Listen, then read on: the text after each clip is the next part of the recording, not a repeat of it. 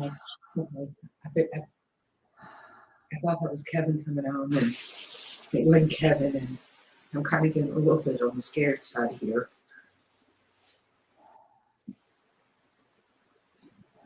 Where's Kevin?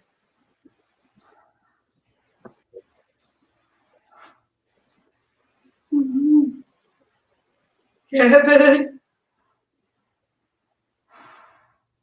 Kevin!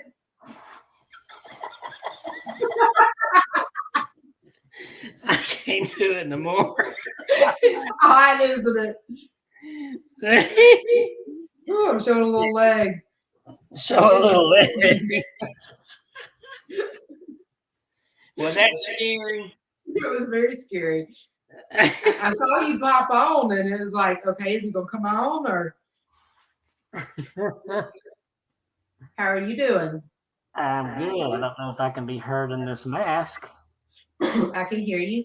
Ah, And that is Michael Myers. yes. Let's see here. I'm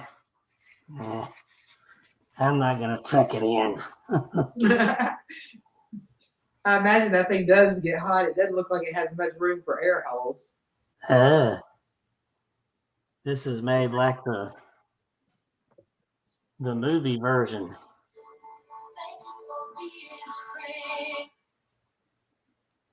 We're live, aren't we?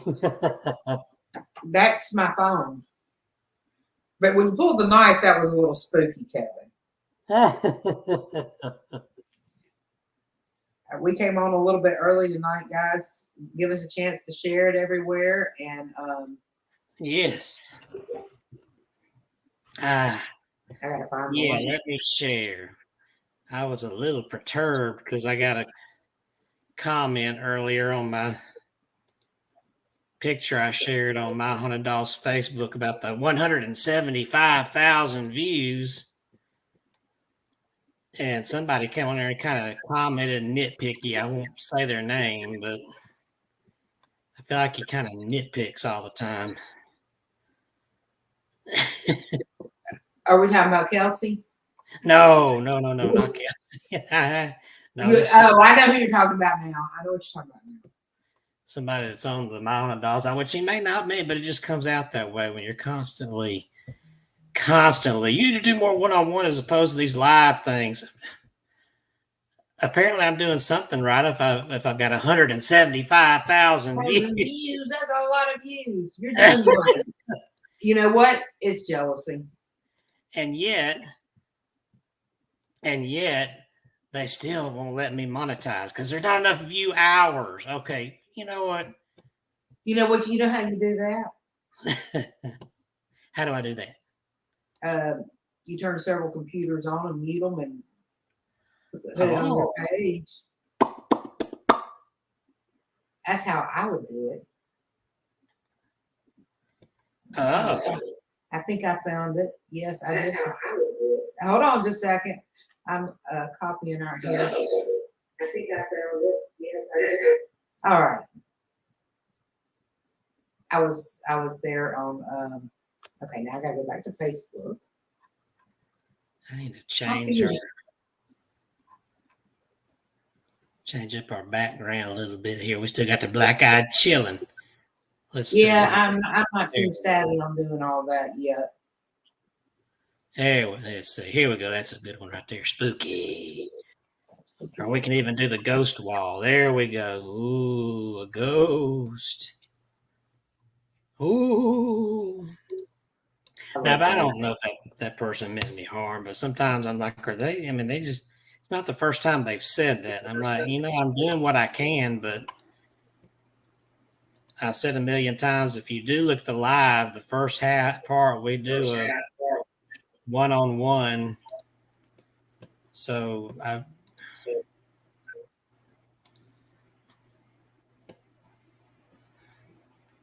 don't remember how to do that. All right. Got lost in my own thoughts. I'm still trying to share everything here. Somebody commented, how's it going from Wacky's Halloween? How's it going? It's Hello, going. Wackies. We're just I'm sharing. fine. And I had started out me wearing a mic, but trying to share our videos here. In fact, I'll put them on a little while longer while I'm sharing these. And I wanted to wear it now instead of later because Halloween Ends comes out this Friday in theaters and on Peacock. Oh, awesome. Did you watch the new Hocus Pocus? No, I don't have Disney Plus, and I love the original so much. I was afraid I was going to be disappointed. And they didn't have back there. Here we go. They didn't have the kids from the original. I mean, they're grown up, but it would have been really neat if they had them in there too. It would have.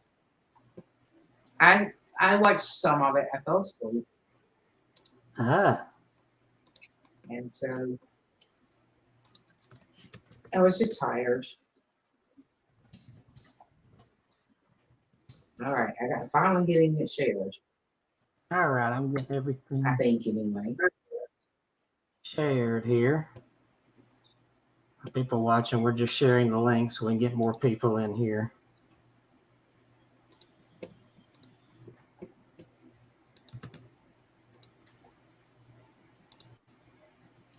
Yes, Kevin's bringing on something tonight, special, aren't we? Yeah, I've got them right here. No, let me get back over there so I can see you. Okay, I got mine in front of me. Well, Let's see here. If this thing's running slow. It is running slow. I thought it was just my end. All right. Now I got to get back to my page. There we go.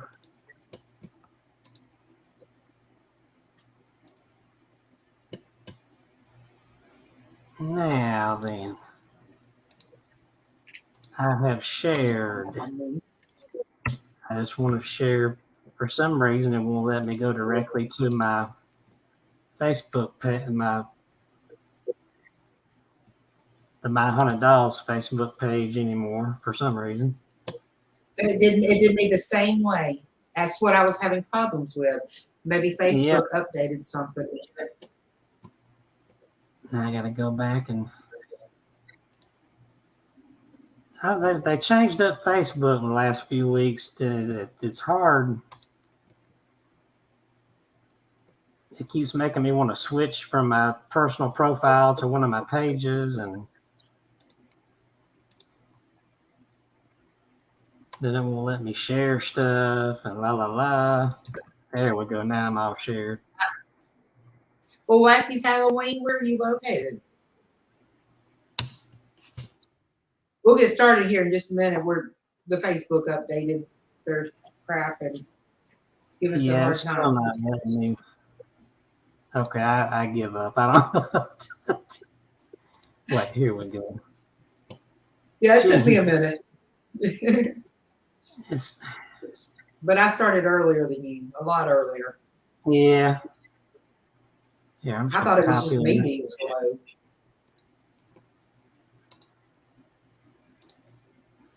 To any Facebook personnel listening, if you think you've made it easier, you've made it harder now. Instead, you should have left it alone.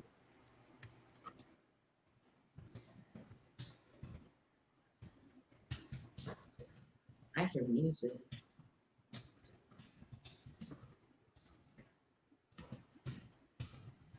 Are you playing music, Kevin?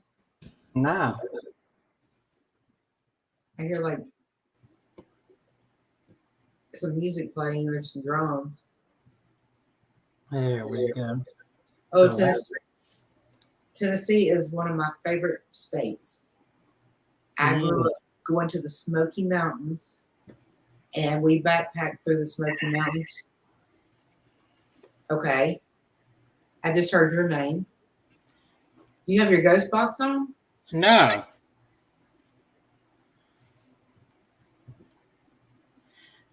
No, I don't have it on yet. Um, Is anybody else hearing this? Or is it just coming through on my end? I don't know. I didn't hear. There was some kind of noise. I couldn't hear what it was, but all right. But I do have the spirit box ready to go here. Now, where is old Kelsey at? You know he's doing a wedding meeting. Oh, so he ain't gonna be on, huh? No, it's just us, but that's okay. Oh well. Hold on, I got the wrong ghost box here. I have got mine on now, so I do Mine's have.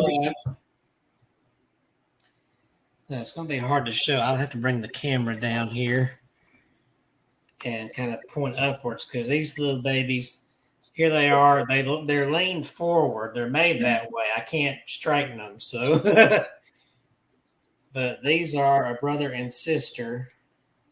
Dang, I meant to go back and look. These are from Cherie Shun, and she told me the names, and now I can't remember. I'm sorry, kiddos. I mean, they are just adorable. He has normal eyes. And look at her. She has those pink eyes. Why do they put pink eyes on those babies? I think it's cool, but Wacky's Halloween says they're not hearing. I'm not hearing weird voices.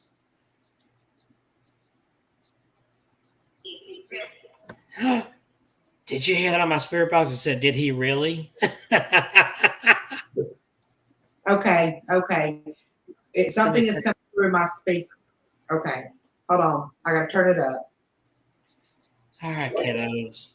I didn't put the skull out because I figured that might scare you. So, because these are little kids here, but we played with the cat ball before. So, if y'all want to see how I'm just touching it and it goes off. I'm gonna touch mine and make it go off. Mine's hard to make go off. Oh, you got a doll there too. I do. I got two dolls here. I heard something on your end there. Sound like a little laugh or something. I got a peg leg doll. Oh, look at that. He's a pirate. He's from the Yeah. Gulf. He might be able to tell us tales of mermaids or something. And then I've got this one right here. She isn't. Whoops! I did that. I forgot the ball was there. Oh, the music box one.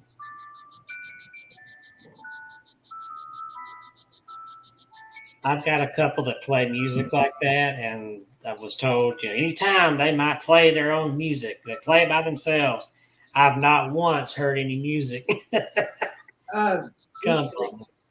Either this one or the clown one will go off every now and then. Ah,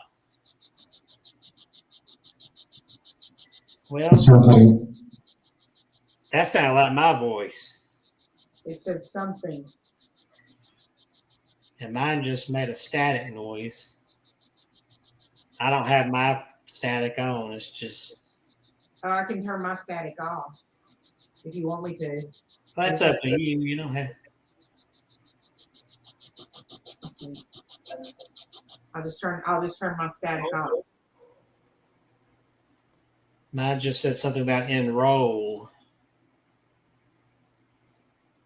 Are the children with these two dolls? Are you here with me?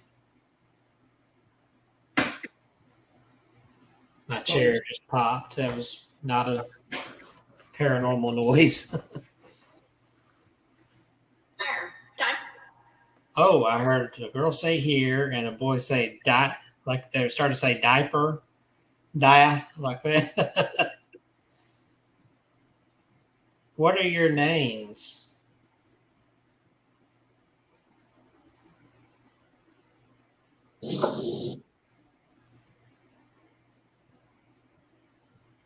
That's static on my end. static.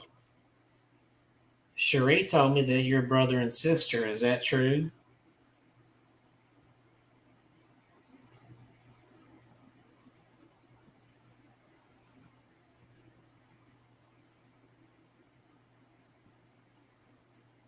Oh, whoa. We both sounded off that time, the spirit boxes. Huh? On this one, I have to apologize to my little girl here because a piece broke off her leg when my cat knocked her off.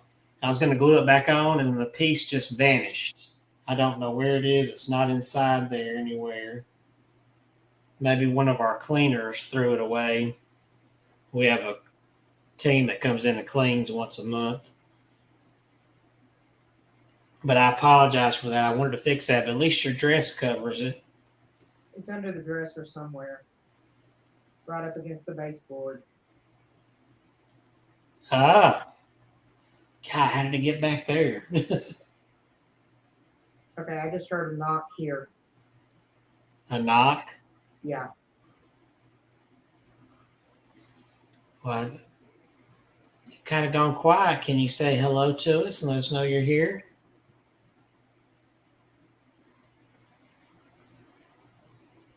I just heard a knock again. Are you at Catherine's house knocking?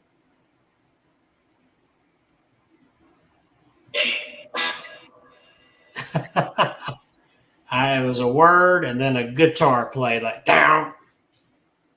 I don't know what the word was. Maybe get down. Are you being silly?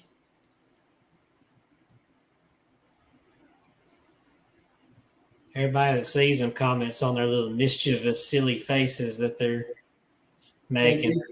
And as my dad said, this one looks like she pooted. or yeah, because she was tilted one time like that. And he said, looks like she's letting out a poop.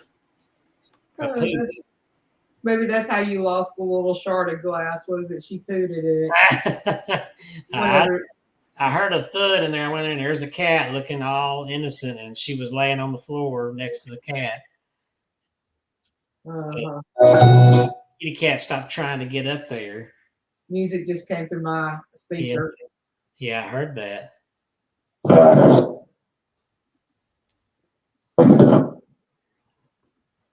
Did the two Bad evidence. What did it say? Bad evidence. Bad evidence. I was just about to ask a question about did these two see the ball fly off of my table a few weeks ago?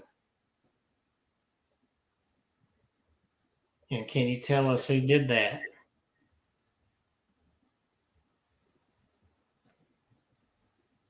You got an Amy somewhere? Amy? There's an Amy in there.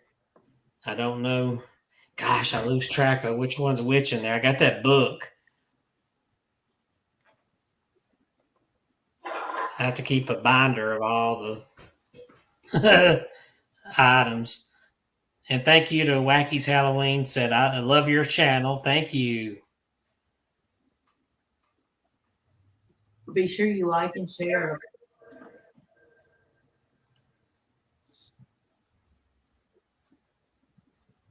Mine said something we were talking. Can you repeat that? I'm sorry, I didn't hear you. We were talking and We kind of ignored them. there's some more guitar music. Do you like guitar?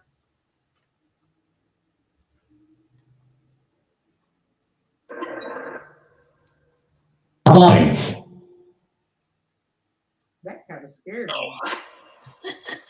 I couldn't tell what it said. I think we got my pirate in here. Your pirate? Yes. There's an R, matey.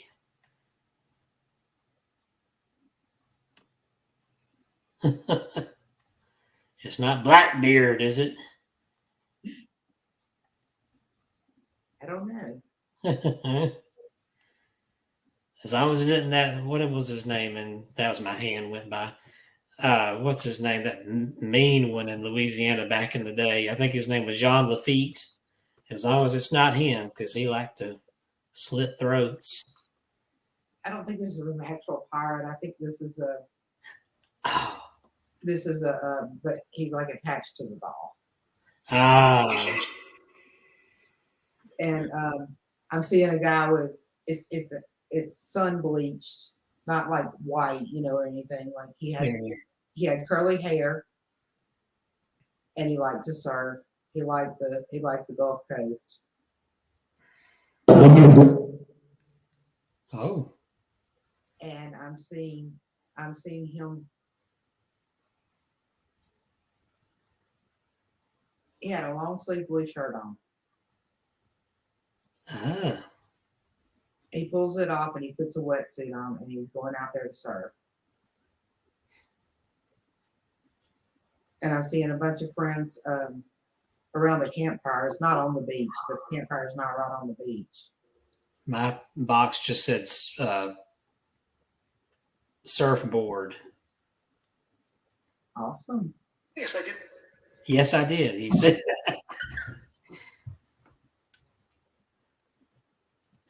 I'm seeing him sitting around. He is playing the guitar. Oh. Yep. I think he just said pump it up on my spirit box. I didn't quite catch it, but boy, you're chatting now, aren't you?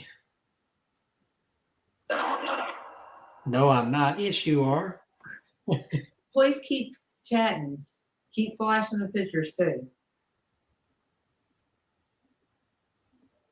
If you want to, you can set one of our cat balls off. I've got one here in front of my dolls. There's one over there in front of Catherine's dolls.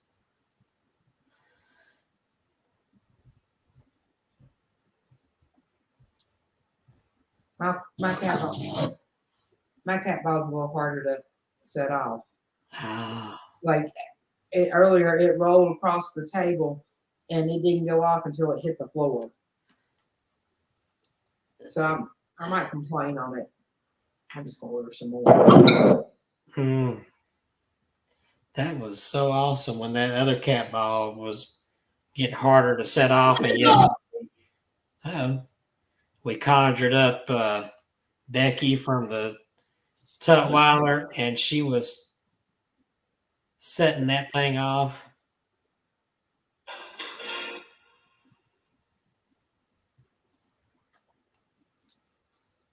West. He West? That was a girl's voice. Was that Becky?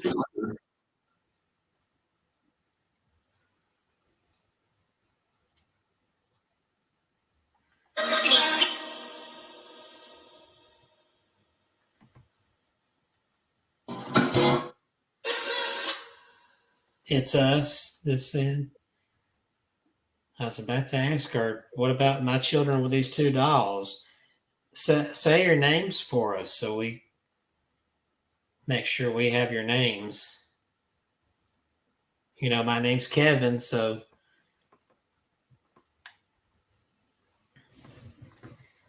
let me see while I'm aimed toward them with my camera. Let me look and see if I can pull up where Cherie told me their names. In the meantime, if y'all want to set that cat ball off Or mine. or talk to us. Was like you. France and Europe. France and Europe.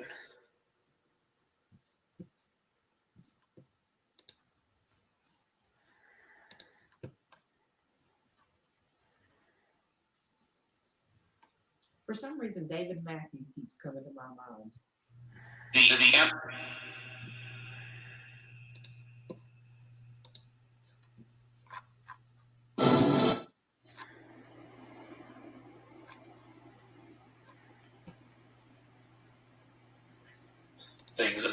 This is totally off subject, but I was pulling up Facebook. Jason Halls from Taps shared this empty Chucky box. It says, "Oh, SHIT."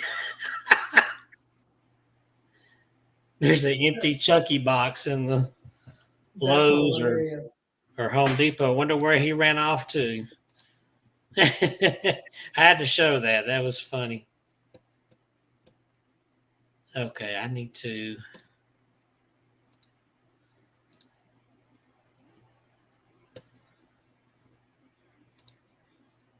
We're listening to y'all. What else would you like to say to us? I think they think we're ignoring them. We're not. We're not ignoring you. We're still here. We'd like to hear from you. I just want to look up my children's names here.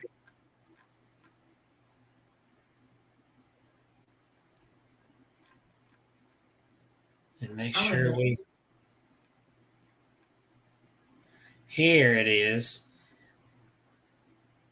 Oh, well, it's obvious. I should have known this. I've got her message here. She says their names are Jack and Jill, although Jill may be Jillian. So are you Jack and Jill?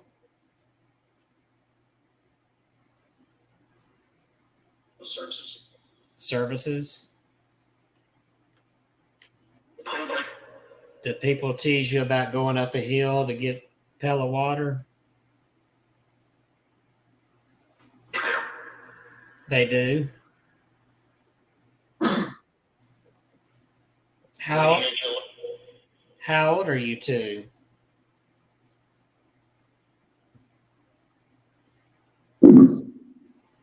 Are you children? It sounded like they said 8. Sound like they said what? 8. 8? Are you twins? Go on.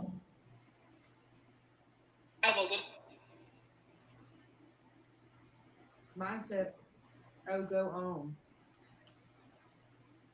Okay, so which one of you is older, Jack or Jill?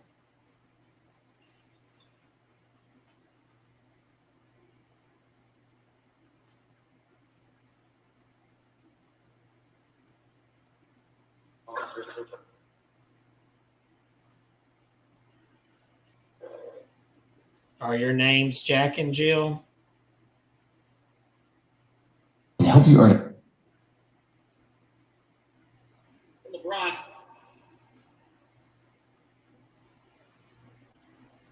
It sounded like it went, it's got to be right, and then it switched gears and finished out the 8.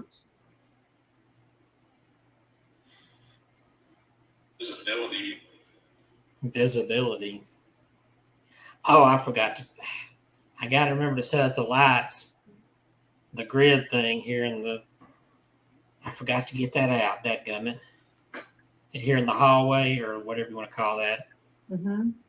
The entryway here. It's not really much of a hall. It's more of an entryway into the room.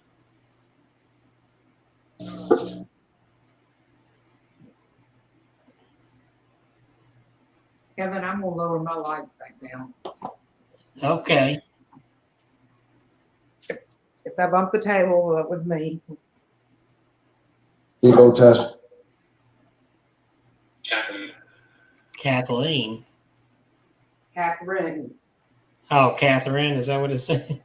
No, it was calling me Kathleen. Oh, okay. You know, I'm very picky about my name. To the little girl, is your name Jillian or Jill?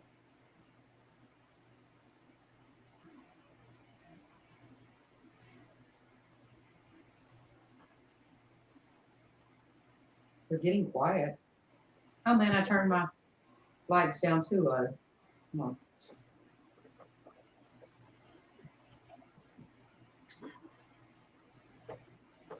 There we go. Which I still can't see my balls. From it. I didn't quite tell what he said that time. Something Ellis or I don't know. Singing time. Second time. Do these two dolls, do they look like you did or do?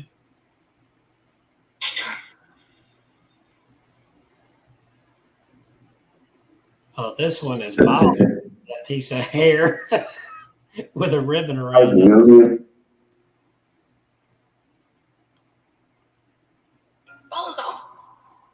Ball is awesome. Well, go ahead and play with it. Can you touch it and light it up? Oh, there's Kelsey. Kelsey. He's driving. I guess I'll add him to the screen. Am I He's in in? his car anyway.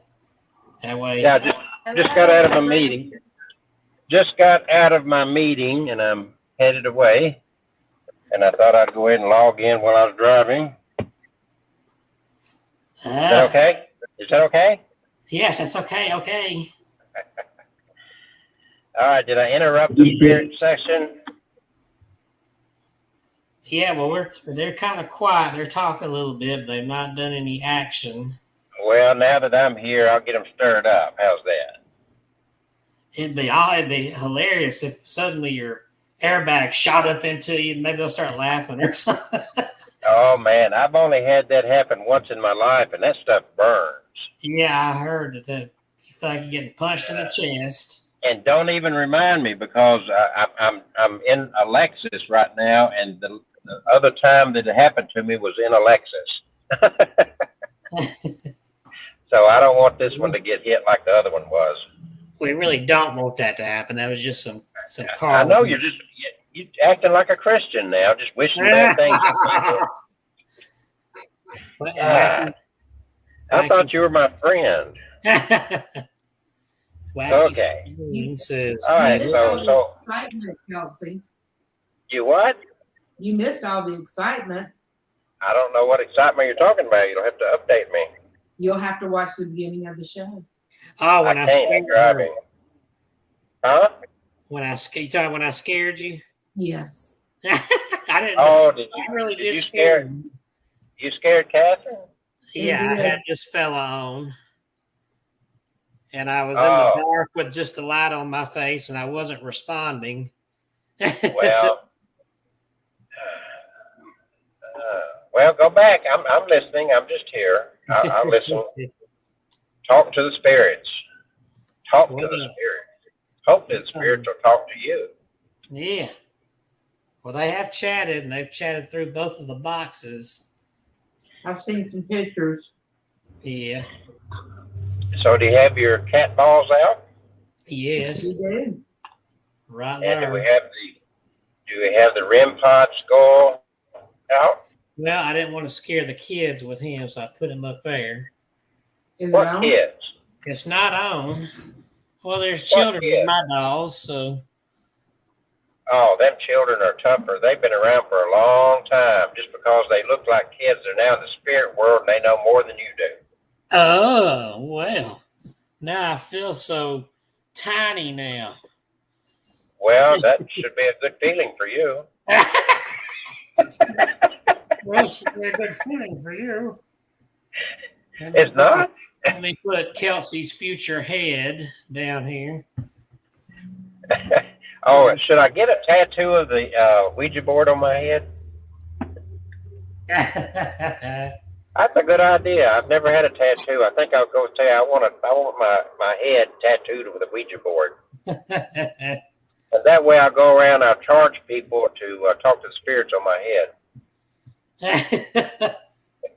That's a good idea. Thank you, Kevin. All righty, kids. I've put the... So, Catherine, find me a tattoo artist that can get me a Ouija board tattooed on my head. No. I like that idea. Uh-oh, I think my REM pod needs to be recharged. It's very weak. Now think about this. So when I die, lay me out to where my head's kind of propped up and the Ouija board tattoo's up there and people can come in and talk to me. Yeah. We'll put you in a glass coffin. A glass coffin. And then they can we prop your head up like that, and then they can use their little pendulum. Do we have any guests watching? Yeah, we do. Yeah, we got Wacky's Halloween is on here. See, there's. Well, hello. Yeah, and they've complimented my dolls. I appreciate that. Oh, I take offense to that because I thought he was talking about you and me. They look really awesome. What a cute set of dolls. Oh man. All right, I'll silently drive so y'all can try to talk to rile up the spirits here. Any spirits in the room with Kevin, please come alive and communicate. Kevin needs to hear from a spirit tonight. Can I get an amen? Okay, so Wacky's Halloween, I gendered you as male. If I made a mistake, I'm sorry. But you said you were from Tennessee. Welcome to the show. I'm going to be in Tennessee day after tomorrow. Yes, you will be. Oh, the voice on the spirit box says was annoying. Who You talking about Kelsey? Who said what? What's that? spirit said, "What's annoying?" Kevin. He said was annoying. It didn't say that I was annoying. Kevin said I was annoying. Okay, I'm going to go. Bye. I didn't say that. The spirit box said was annoying as you were talking about going to Tennessee. When I started this journey, it was daylight. Now it's pitch black out here. Well, yeah, it's October now. Oh, I'm the child of darkness. Mid-October. And not quite mid. It's getting there. A couple of days. Almost Halloween when the knives come out. Oh. That's a fake knife, people. Don't worry. Oh, gosh. I wasn't worried about the knife being fake. But what about the blood on it? Is it fake too? There's no blood on it. Well, are my children still here? Do you want to say anything to us?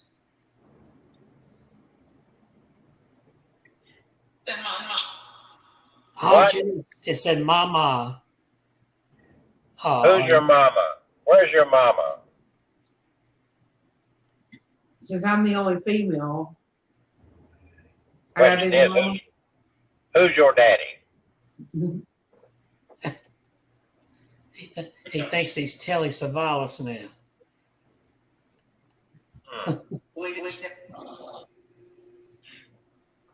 Are you looking for your mama? Or maybe running? I said here. Is your mama here? Are you with your mama?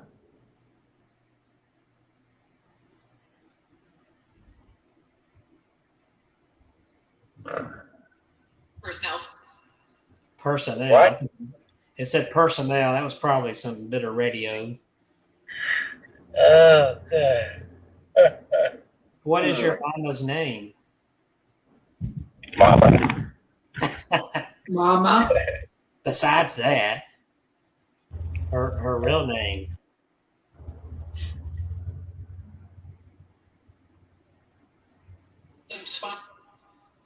What? Oh, it said names, fight, something like that. You got cut off. Spot? Can you Mama's name is Spot? Can you say it again, please? Oh, there was a rustling noise.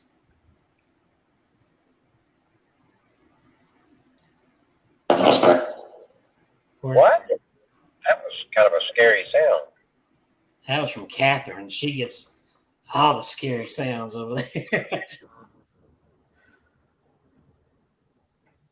She gets the pirate sound over there. Pirate? With a pirate doll. Yeah.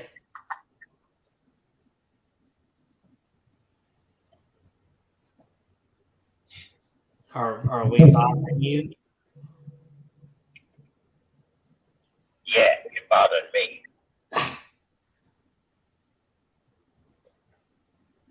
I turn the echo down so it won't be so loud.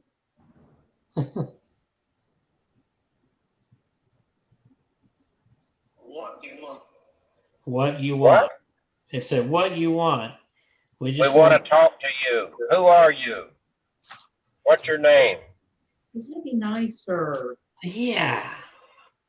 No, nice never gets you anywhere. What's your name?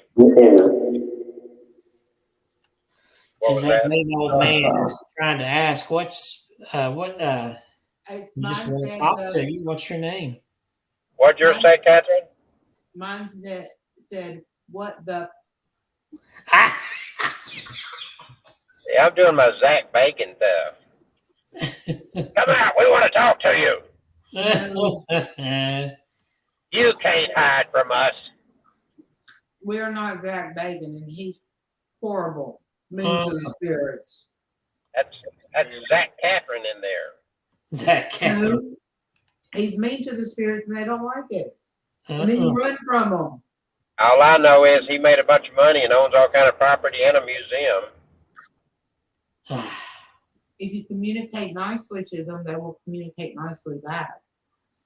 And the best Kevin's doing is celebrating having 175,000 views. Time to get tough with these spirits. So he didn't. Where's that thing I shared this week? He obviously didn't read it. Let me pull that thing back up. It said it. I read it. I didn't read the fine print. Who does? No, not the. There's this other little saying I shared, and I got a lot of good. Here it is. I'm gonna read this to you. Just like you would not provoke or speak down to a living person, don't do it to a spirit. It's unacceptable in any plane of existence. Aha! Who said that? Who wrote that? That goes for humans too. Who wrote that? Who said that? It was shared anonymously. Well, anonymous can go screw themselves. I'm going to talk down to us. Don't you love how the show goes from PG straight to R when he comes on? R. We're getting close to X. Oh, no, you ain't taking your clothes off. Wacky Halloween says it's officially the spooky season. Yes, it is. Arr. Who goes there? That was me. Well, it's kind of quiet with the dolls tonight. I'm going to get them riled up, dolls. We're your spirits. Talk to us. They don't want to be talked to me. I don't care what they want. It's a matter of what we want that matters. Good grief, he sounds like some Hollywood agent. Okay.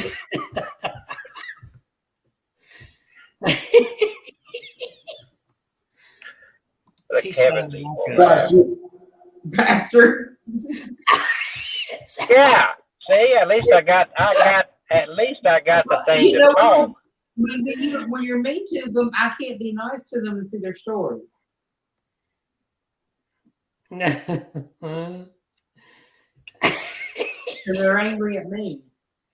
They should be. I'm angry at you too. Well, everybody's always angry at me. Only They get Kelsey. over it. Only Kelsey would get himself called a bastard through his spirit box.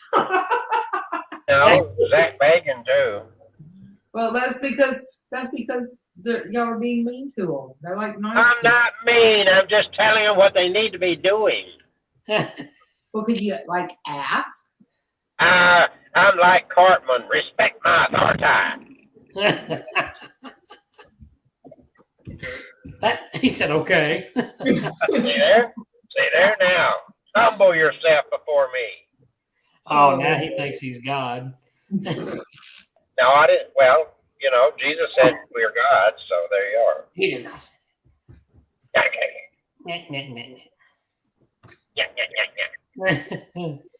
To my poor sweet children, I hope you're still here and didn't run away. Is there anything you would like to add? Yeah, what the hell's going on here? Oh my Lord! Yes. Yes. I wasn't talking to you. You said, "My Lord, I'm here. What do you want?" You ain't my Lord. Well, you're the one that called me Lord. Could he have come back? Could he have come back as a mean, nasty, spirited man toward the spirits, disguised as the Lord? To test us all. The Tesla ball. What? I said to test us all. What do you know about a test? What? Is asking, are you going to any cemeteries during October? We did go to one a few weeks ago. I'm going to one right away. I'll probably stop at 2 or 3 on the way through Tennessee. Oh, and I saw when we went by there today, somebody finally mowed the grass at the cemetery. It looks really good. Oh, we were wading in grass out there. Part of it anyway, weren't we? Yeah. Yeah. At least I didn't. What? That was Catherine's. Oh, Catherine belched. No, it was her spirit box. My I don't spirit know. box. I don't know what it said. It was that deep voice. We were going to share some ghost stories. Do y'all want to tell us to tell ghost stories, or is there anything you want to say?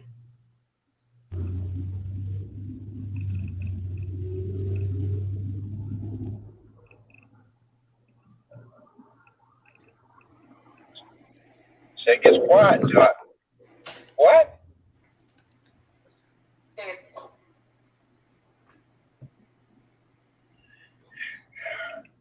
Yeah, my K2 is dead. I'm going to have to charge it. Oh, there it goes. Oh, the courtyard's open. I think I'll stop and get a Jack and Coke. Jack and go. Well, we are having a Jack and Jill on the show. That's This is Jack and Jill, or Jillian. Jack and Jill went up the hill.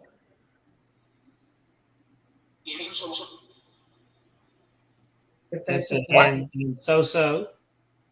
To fetch a pail of water. I couldn't understand you, Catherine. To fetch a pail of water. A bastard? What? He's making words up now. You got 3 dolls there? I've got 2 here, and she's got 2. There's not a third doll here. These are 2. 1, 2. Is that you behind the dolls? That's the skull, the REM pod. Oh, okay. Well, I can't tell. It's a small screen on the phone, and the phone is attached. I'm not holding the phone. We'll quit looking at the phone and drive. It's in my line of vision. We don't want a wreck on live YouTube here. I don't want to wreck either. Last Lexus I had got wrecked. It wasn't my fault either.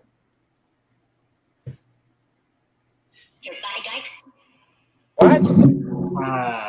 That was like a funny voice. It said something about bike or something. Oh, I know. I heard it. It said Biden is president.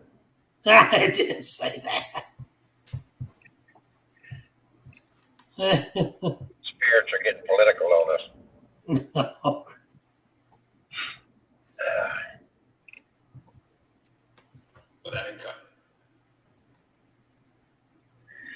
I didn't quite hear that. That sounded negative, but not something. It sounded like handcuffs to me. Oh, handcuffs! I didn't hear that. So like not in common or not common, something like that. Haystack. Well, it is fall. Are you talking about a needle in a haystack, or just? No. I got to tell you a story. Uh-oh. Both of us said, The think about it. If you look at back at that video of that guy that visited us tonight, this evening, just before dark, he had a haystack in the back of his truck, and he was going around. And I said I was the only one here that I would give it to one person. Maybe it's a warning. It's a warning? What? Yeah, he's gonna come back and kill me. Save me the trouble. Yeah.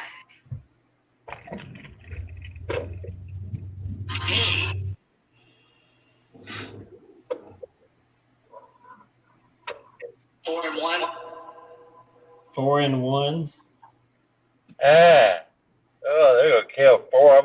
one shot, huh? Maybe they've had $4 in one video. Who knows? So do y'all have some good ghost stories to share? We're writing one right now as we talk. Hey, We're writing one right now. yeah, I Catherine. mean, it is Halloween. You never know. She done got herself about to get killed off now. I know. But Yeah, didn't it just say 4 against 4 and 1? 4 Well, and 1? Catherine, Well, I'm going to be kidnapped. Huh? would you please go ahead? Would you please step outside? No. I don't want a bloody mess. I mean, Maybe the three of us are going to be kidnapped. Oh my gosh. oh, I hope she's good looking.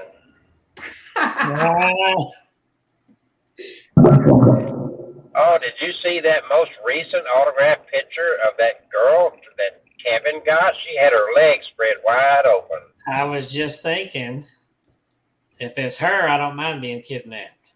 I started to say, I'll share her.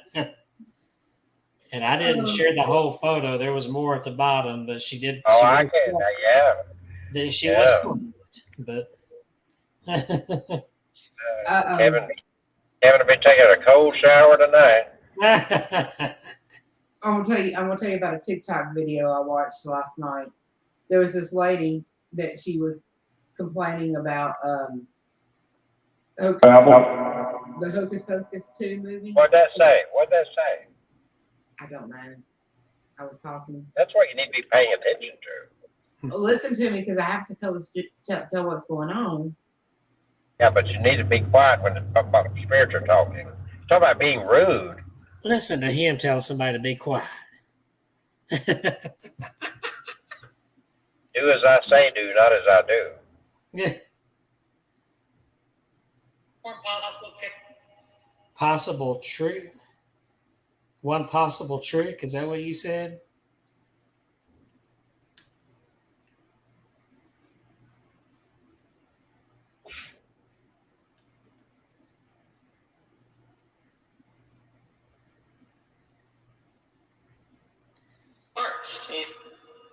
Arts? Was that arts or farts?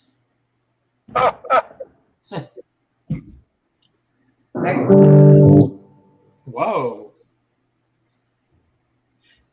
That goes back to the story Yeah, of the little girl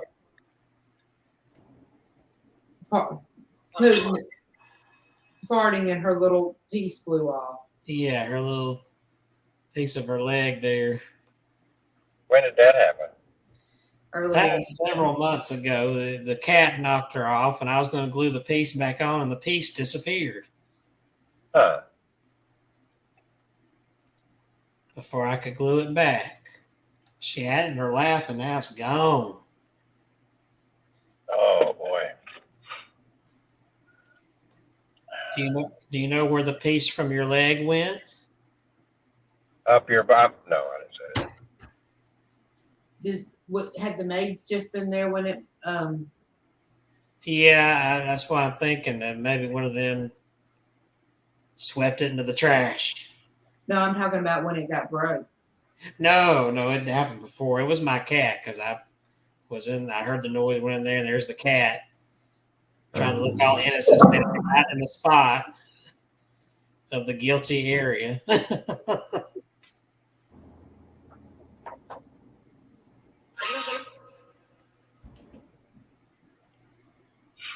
I am sorry your leg broke.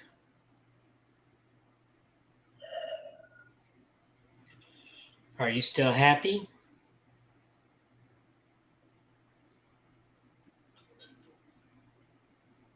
They make that shuffling noise like little feet running away on the spirit box.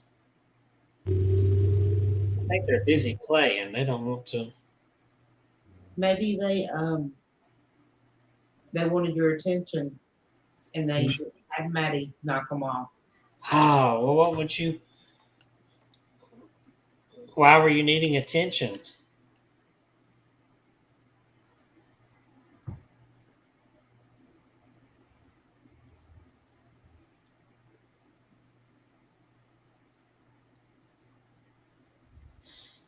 It's okay. You guys can talk.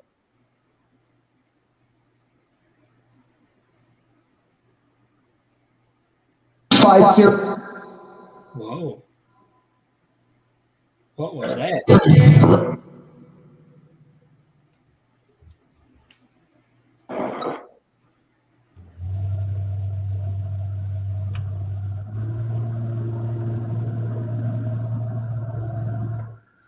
Oh, we have a question here from Wacky's Halloween asked, do you know how the children passed away? I don't personally have the story, but if they want to share, kids, do you know what happened that made you become spirits?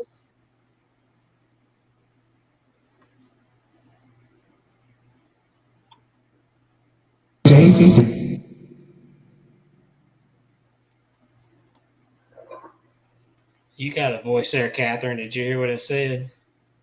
No.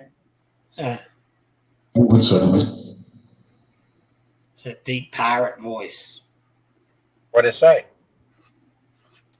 We don't know.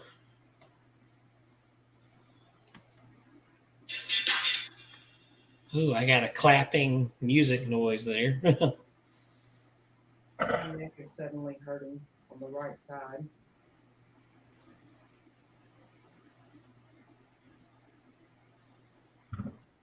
Well, should we kind of move into doing some stories and maybe we can leave?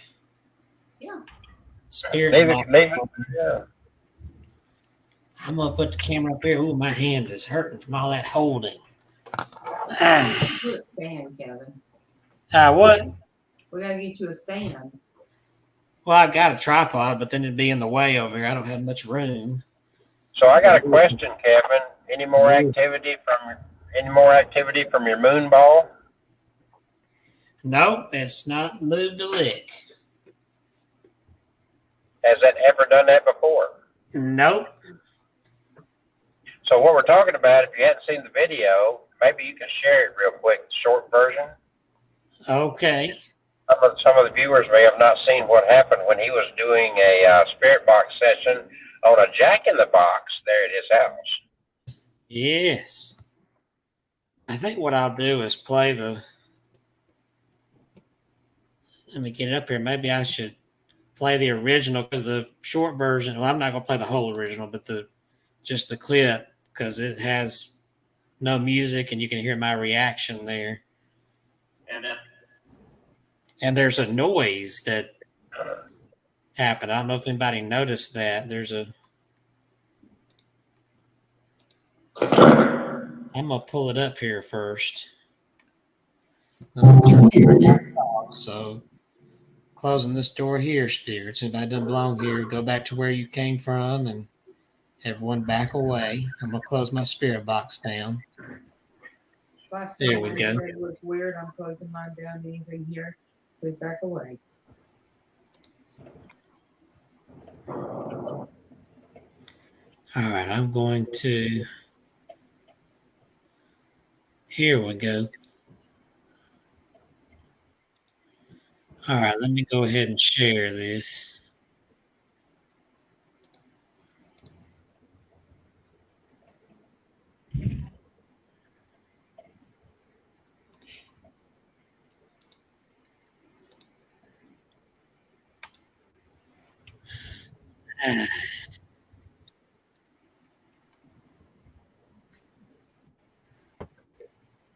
There it goes.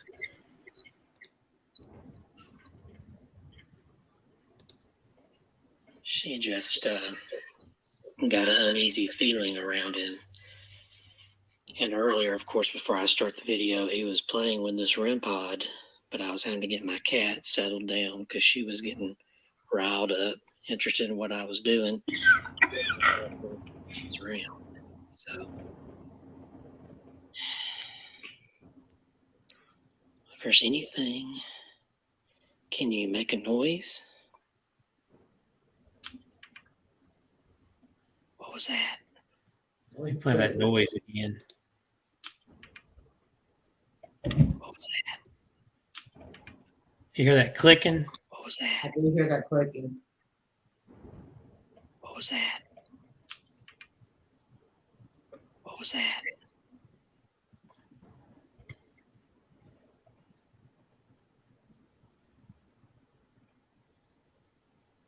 I didn't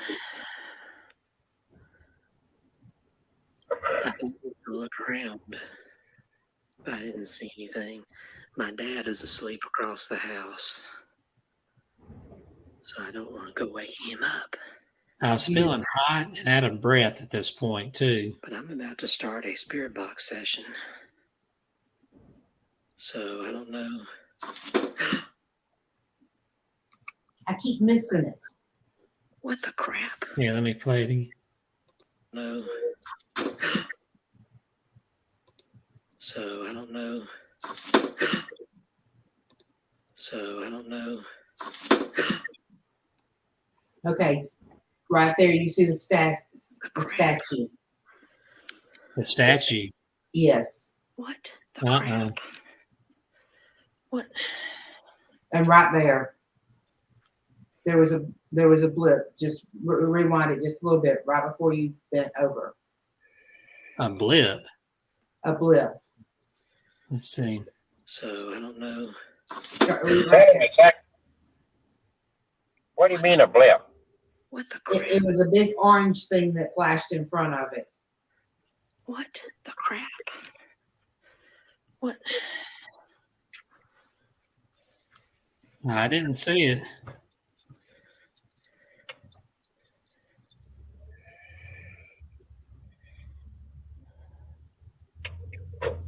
Did you do that?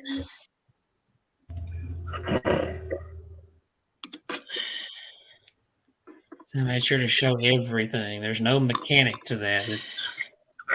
That hole on the bottom of the ball is a charger hole because that ball lights up. All right. Yeah, that's my finger. Yeah.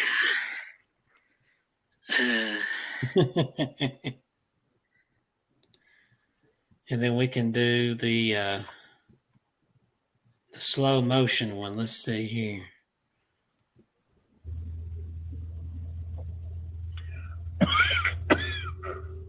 Here we go, and I'll just play the in there.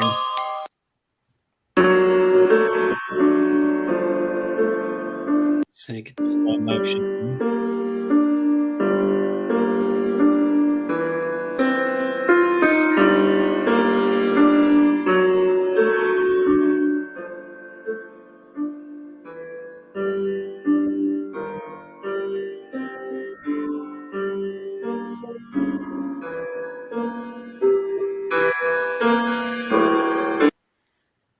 And it was like something, I imagine somebody kind of thumping it where you see it kind of roll off, bounce on the table, and then go off. It's like some invisible force. Oh, we have Tree from England. A story would be great. Hello, you all from London, England. Hello, and welcome to Abnormal Alabama. Yes. Where we never know what's going to happen. We tell funny stories. We have fun. I'm Catherine. That's. I'm Kevin, myhaunteddogs.com. And then we have Kelsey walking down there, aka Mr. Clean.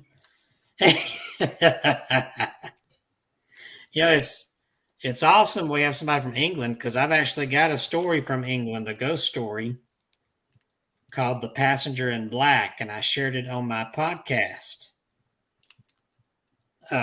Was it last week? God, time is flying. Yeah, last week I shared it on my podcast, and this comes from England, and it involves the train. This little tale was one of the favorites of Lord Halifax, He was a celebrated English collector of ghostly tales.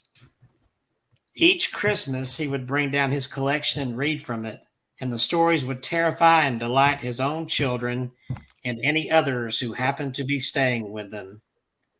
This particular story, concerns a certain Colonel Ewart, the relative of a close friend of Lord Halifax. The colonel was a rather stuffy man. He didn't like traveling on trains.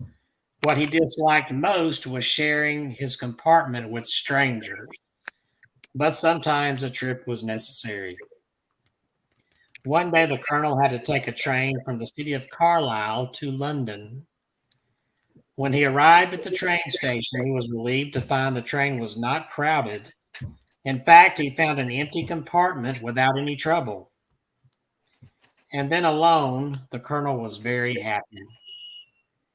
He took off his coat and boots in order to be more comfortable, and then he took out a copy of the Times and settled down for a pleasant journey. The trip was a long one. The train was warm and it rocked gently as it sped toward London. The colonel found himself. Whoa, what was that? I can't see. The colonel found himself dozing over his newspaper, and soon it slipped from his hands and he was fast asleep. Colonel Ewart awoke slowly. He was not sure how long he had been asleep. It must have been over an hour. He had slept very soundly, though, but now his neck and back were stiff and his mouth was very dry. The colonel looked for his newspaper, and it was then that he first realized he was no longer alone in his compartment. Sitting across from him was a woman in a black dress. Her face was almost completely hidden by a thick black veil. The colonel had no idea how this woman could have gotten into the compartment without waking him. That, however, was not his first concern. Colonel Ewart was a very proper gentleman. It was not proper for a gentleman to sit in the same compartment with a lady without his coat and boots. So he quickly put on his coat and fumbled for his boots. I'm sorry, he mumbled. I didn't realize you had come in. I thought I was alone. The woman in black said nothing. Thinking his fellow passenger might be a bit deaf, the colonel repeated his apology more loudly this time. Still, she did not reply. The woman in black did not even look up at him. She seemed to be staring at her lap, at something hidden in the folds of her skirt. Then the woman began rocking back and forth, and she started to sing softly as well.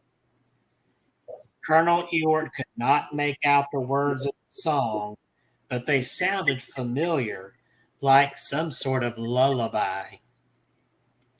He was suddenly struck by the fear that she had a baby with her. Oh, the colonel hated babies. He imagined an infant crying and screaming all the way to London. Oh, no. Whatever the woman was holding, she was holding it very closely, and he was unable to see what she had in her lap. And then he thought, if she was traveling with a baby, surely she must have some paraphernalia for it. Bottles, carriage, something. He reflected that most new mothers seem to always need trunk loads of equipment for even the shortest trip. But he could not see any sign of any baby equipment. No luggage of any kind, actually. Nothing in the compartment except his own. Stranger and stranger, he thought. He was not ordinarily a curious man, but this woman had aroused what curiosity he had, and he really did want to see what she held in her lap. Suddenly, all curious thoughts were wiped from his mind. There was a screech of metal wheels against metal rails. followed by a crash and a terrific jolt. Colonel Ewart was thrown violently backward and then forward. His suitcase was knocked from the rack and struck him sharply on the head. For a moment, the colonel was unconscious. When he awoke, he realized there had been a train accident. As a military man, the colonel had faced physical danger many times, and he did not panic. Instead, he rose slowly and checked himself, and the only injury seemed to be a bump on the head where he had been hit by the suitcase. Then he carefully left the compartment. Outside, everything was in confusion, chaos. People were running about, shouting. At the front end of the train, there had been some injuries. The colonel went forward to see if he could help, and then he remembered the woman in the black dress. So he rushed back to the compartment in which he had been sitting, but it was empty. He realized that he did not see her after the crash.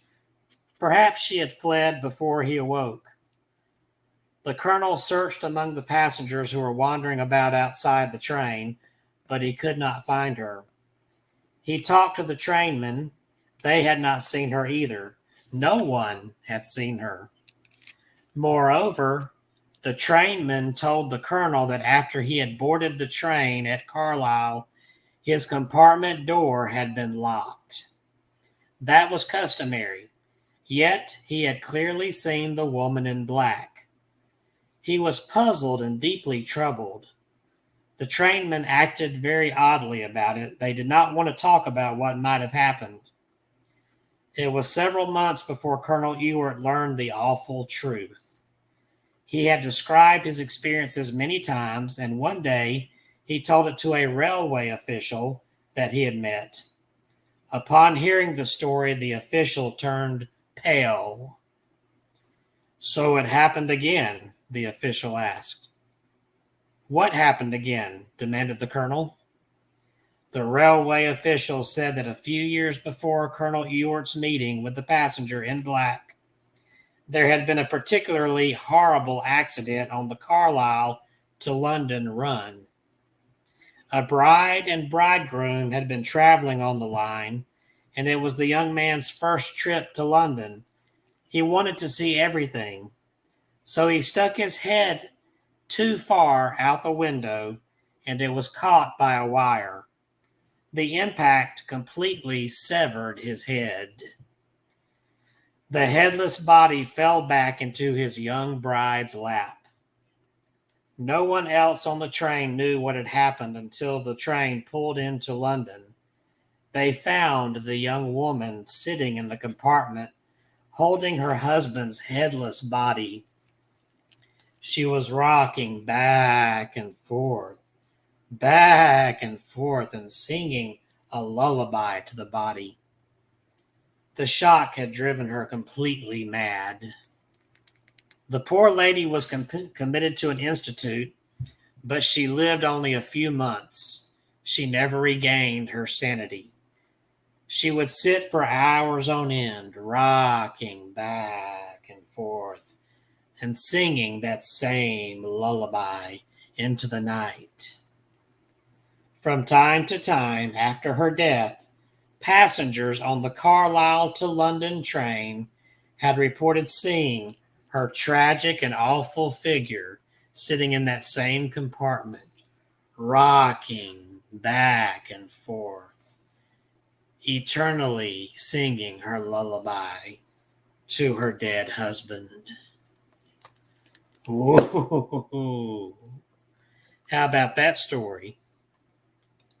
And Tree in England says, "Thank you. You're very welcome. That was a good, creepy story." Okay, class. Oh, Kelsey left. Anybody else got a spooky story?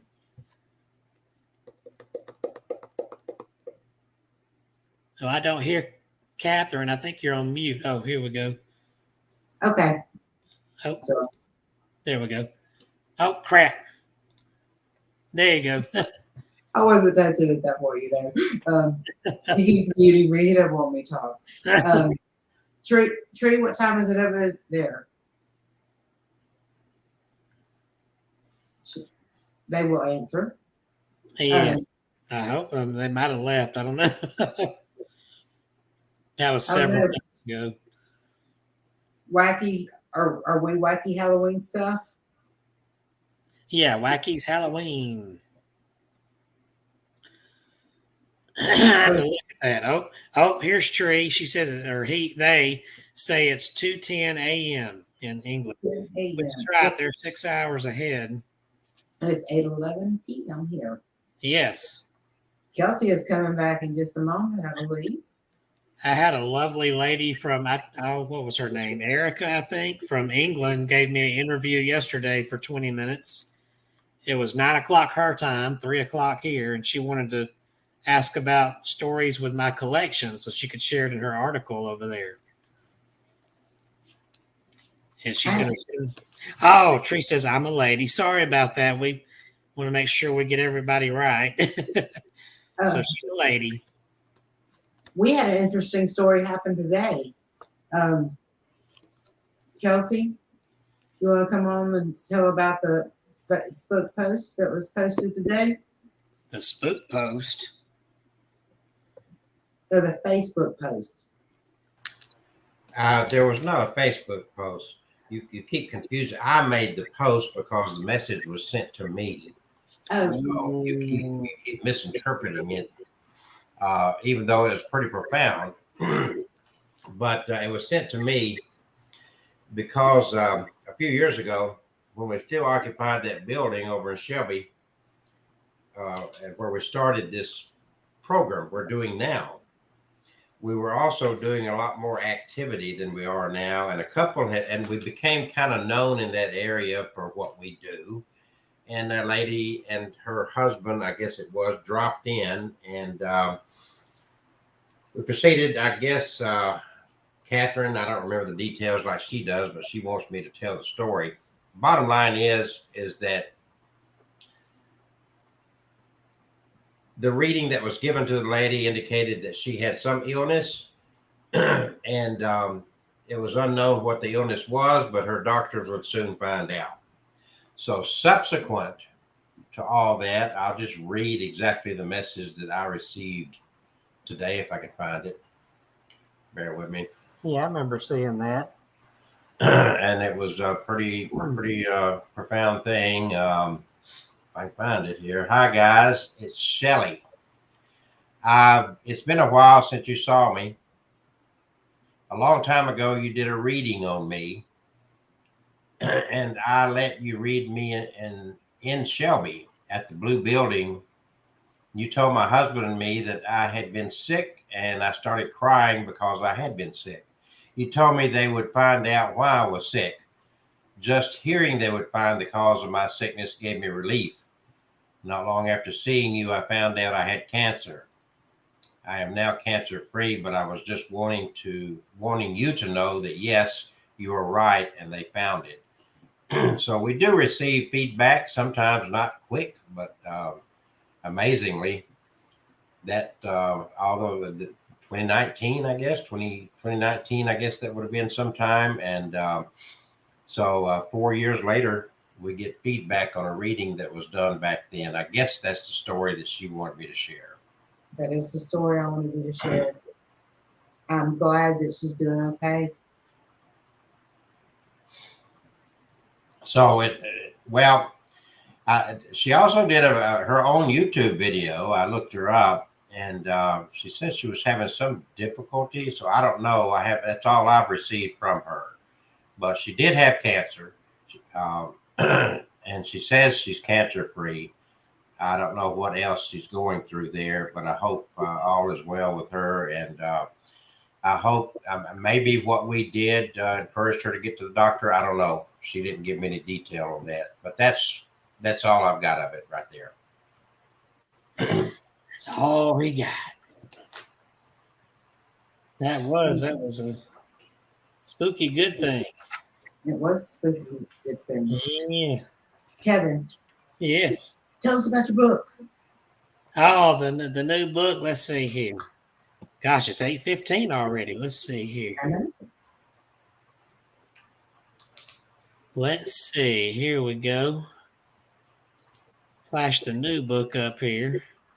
Hey, where'd it go? There it is.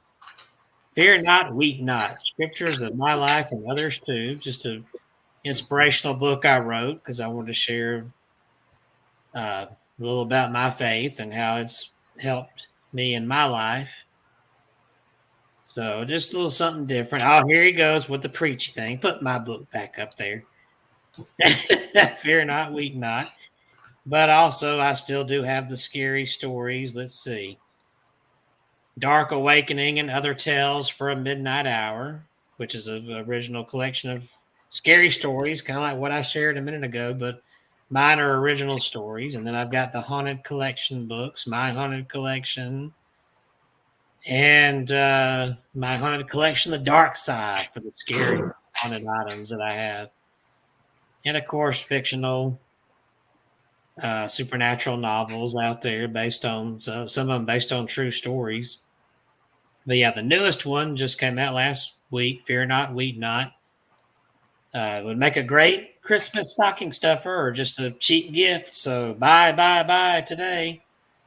MyHauntedDolls.com. I think I removed there it is, my bumper sticker image. MyHauntedDolls.com. Oh, look at the picture right above. It's a wishing machine. Let's put the scroll up there. There we go. Yes, Kevin, I've had your picture on the wishing machine for quite a while. You've had my Yes. picture on there? Ah, well, All thank you. These books you keep pumping out. Well, thank you. Now, I've got some hardbound and paperback. Supposedly my hardbound books will get here. Well, the paperback will get here Thursday and the hardbound by the weekend. So maybe next Tuesday I'll have some to show to hold up. Now I get to see what they look like. And of course, there's The cash on the check is yours. I didn't mention Kelsey's book.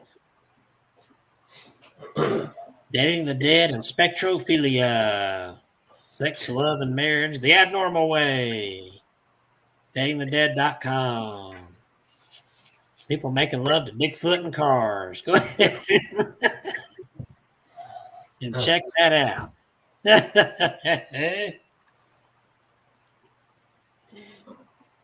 Ooh, I got another creepy story here, but I don't know if you want me to go ahead and share it now. Shall I share it now? Wait, no. Share it now. This one is the murderer's skull. Ooh. There have been many tales of murder victims haunting the spot where they were killed, looking for vengeance. But here's a tale with a twist. The ghost is that of the murderer, the one that did the knifing. And he is not looking for vengeance. He is looking for his head. This is another England one. The murder took place in England in 1826. William Corder was seeing a young woman named Maria Martin. Maria was pressing William to marry her, and so was her family. William had other ideas. He had come into a bit of money, and now he wanted to be free of his old girlfriend. He told her they would run off together. They got no farther than a place called the Red Barn. There, William shot Maria and buried her under the dirt floor. William Corder was a stupid man. He really put the noose around his own neck.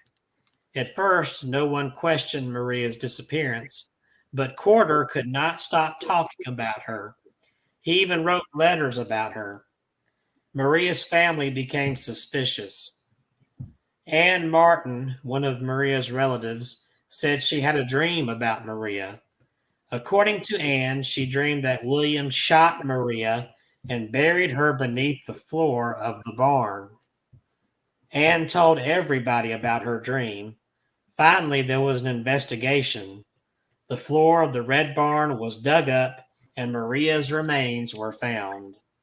The case against William Corder was overwhelming. It has been suggested that Anne Martin never really had a dream. She suspected what had happened all along. Since she didn't have any evidence, she said she dreamed it all. Others say that Anne Martin really knew what had happened, that she had helped Corder plan the crime. Then she changed her mind and turned him in. Whatever Anne Martin's reasons, William Corder was brought to trial and found guilty. He was publicly hanged outside the gates of Bury St. Edmunds Jail on August 11, 1828. The people of the early 19th century were even more interested in murder than people are today. This case became very famous. Little models of the Red Barn were sold all over England. People flocked to see the real barn where the murder took place. There's a story about some visitors to the Red Barn. One man came early when the Red Barn was empty and went inside. Then he climbed into the grave from which Maria's remains had been taken. Just then, two other visitors arrived. They came into the barn. The man in the grave heard them and quickly jumped out. The terrified visitors ran away, thinking they had seen poor Maria's ghost. In 1828, hangings were carried out in public. Everyone for miles around turned out to see the spectacle. After Corder was dead, the hangman sold pieces of the rope to wealthier members of the crowd. There was worse to come. The bodies of executed criminals were usually sent to medical schools for dissection. Before the medical students got to work, there was a public dissection. Over 5,000 people paid to see the murderers cut up remains. The following day, the remains were sent to the West Suffolk General Hospital. There, they were completely dissected by medical students. Even at the hospital, strange and grisly things were done. A complete account of the trial was made into a book, and the book was bound in pieces of Corder's tanned skin. The book still exists today. So does Corder's scalp, which was preserved. The people of the early 19th century were not delicate about death. Corder's skeleton was used for teaching anatomy. It may still be in use today, but some years after the hanging, a Dr. Kilner stole the murderer's skull. He had a spare skull from the anatomy lab put in its place. Dr. Kilner had Corder's skull polished and put into a fancy wooden box, which was then placed on a shelf in the doctor's drawing room. After that, there was no peace in his house. At first, people just felt uncomfortable when they entered the drawing room. Then, people began hearing strange footsteps. Doors were opened and slammed violently by an unseen hand. Hammering and sobbing sounds came from the box where the skull was kept. The doctor, though he always swore that he did not believe in ghosts, heard someone breathing heavily behind him. But when he turned around, no one was there. Dr. Kilner's servants reported that a man dressed in strangely old-fashioned clothes was waiting to see him. But when the doctor arrived, the man had vanished. The strange man visited the doctor's house on several more occasions, but always disappeared before anyone got a good look at him. One night, Dr. Kilner was awakened by a loud noise. He ran to the hall just in time to see the drawing room door being opened by a white hand. Just a hand, nothing more. Suddenly, the door was nearly blown off its hinges by an explosion. The doctor rushed into the drawing room and was met by a gust of icy wind. His candle blew out. When he lit a match, He saw the skull on the floor, grinning at him. The wooden box lay in fragments around it. The skull itself was undamaged, and that was just about enough for Dr. Kilner. He could not return the skull to the hospital from which he had stolen it. It was so highly polished that it would stand out from the rest of the murderer's skeleton. The theft of the skull would then be known to everyone. So the doctor gave his grim trophy to a Mr. F.C. Hopkins. Hopkins was a retired official of the prison commission. He had bought the old Bury St. Edmunds jail where Corder had been hanged. Dr. Kilner handed the skull to Hopkins with these words, "Take it as a present. As you own Corder's condemned cell and the gallows where they hanged him, perhaps it won't harm you to look after his skull." So the retired prison official wrapped the skull in a silk handkerchief and started home. On the way, he fell and sprained his ankle. The skull rolled out of the handkerchief onto the ground. A lady who was passing by saw it and promptly fainted. After that, he had nothing but bad luck. Within a few months, both Hopkins and Dr. Kilner were bankrupt. They both blamed the evil influence of the skull. Hopkins decided to break the evil spell. He took the skull to an isolated churchyard and bribed a gravedigger to give it a proper burial. From that point on, the spell of bad luck lifted for both men. The murderer's skull was apparently satisfied. Ooh, creepy. Do you have any creepy stories there, Catherine? Not right this moment. Okay. Let me think of something. You know, I played that Halloween game the other night on Facebook. Halloween game. Yes, where I tagged you in it. Oh, yeah, I saw that. Whereas where it would say something like who screamed the loudest, and you would do at and who at whatever. And I can't remember what Kevin's was, but I thought it'll be Kevin will be taking notes and writing it down for a story. Yeah, mine was when I saw it said I'd be laughing. What I say, laugh myself to death at the other people being scared or something like that. Yeah, but it was, you know, I was just making up a funny story as it was going. It was kind of fun. I think most people took it as, you know, funny. Well, Tree says, "Thank you once again. You're very welcome." It looks like this book I have, I didn't notice it. This is one of my favorite Daniel Cohen books, but it's called Ghostly Terrors. But a lot of these are English stories. Here's one called The Gentleman from America. Not only are ghosts supposed to be deadly, but fear of them can be nearly as deadly. That is the point of this little story, which has been told in many different versions. It took place in 1927. David Bowman was an American visiting England for the first time. Basically, David was a good-natured fellow, but he could be rather loud and boastful, particularly when it came to America and Americans. To hear David tell it, everything and everybody in America was better than everything and everybody anywhere else.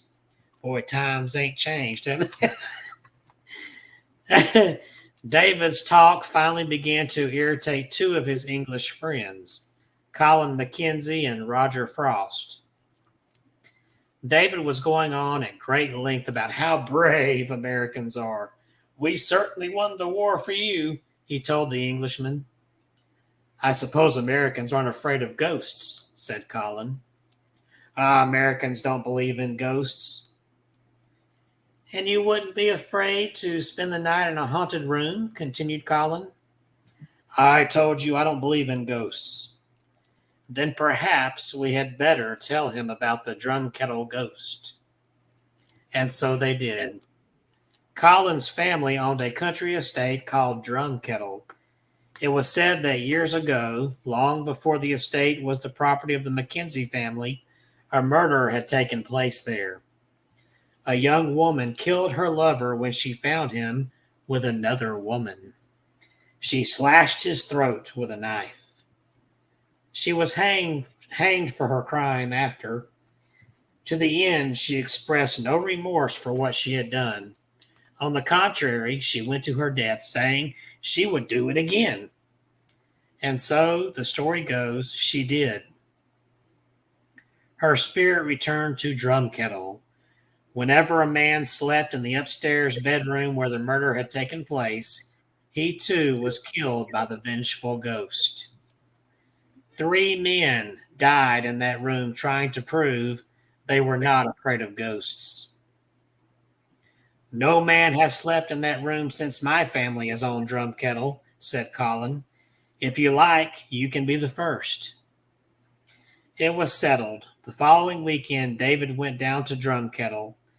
The house was quite large. The people who lived there were Colin's younger sister and his aged mother, who was very hard of hearing. David was warned to say nothing of their plans to the mother or sister. His mother would forbid the risky venture if she found out. After dinner, the women retired early, and the 3 men went upstairs to inspect the haunted room. For a room that was used so rarely, it was in good order. It smelled a bit musty, but that did not bother David. The bed was clean and comfortable.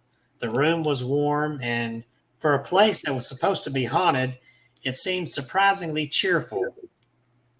Colin pointed to a rope near the bed. It's an old bell pull, he explained. It still works. If you get in trouble, just pull the rope. It rings the bell downstairs, and Roger and I will come right up. I won't need the bell, said David with confidence. And then he added, if you fellows are thinking of pulling any tricks to scare me, watch out. I brought my own protection. David produced a large and loaded revolver in his pocket. I know how to use it, he said, and I will. Feeling confident, David readied himself for bed. He settled down to read a book of ghost stories that he brought himself. That may not have been such a good idea. David really did have strong nerves, and he really did not believe in ghosts, but being alone in a room that was supposed to be haunted, well, that was bound to make one feel a little uneasy, no matter how tough they were. As midnight approached, David thought he heard sounds. There were footsteps, first faint, but growing louder and louder. Then he could hear breathing coming from just outside the door. Though he still did not believe in ghosts, he was beginning to feel just a bit frightened and just a bit insecure in his belief.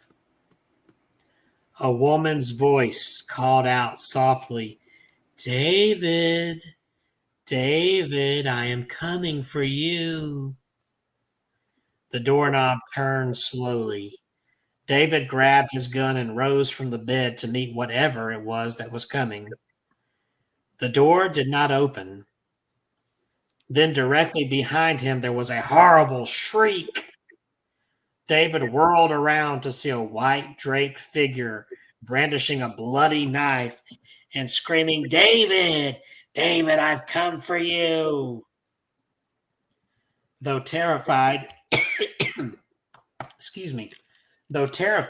David took careful aim and fired 3 times. The figure did not fall. It continued to shriek ever more horribly and advanced upon him. David crumpled to the floor in a dead faint. The following morning, David was very silent at breakfast. The 2 Englishmen congratulated him on having survived the evening and not having pulled the bell cord. David said nothing but left rather quickly, and they did not see or hear from him again for 5 long years. Then one day, quite without warning, Colin Mackenzie got a letter from David Bowman in America.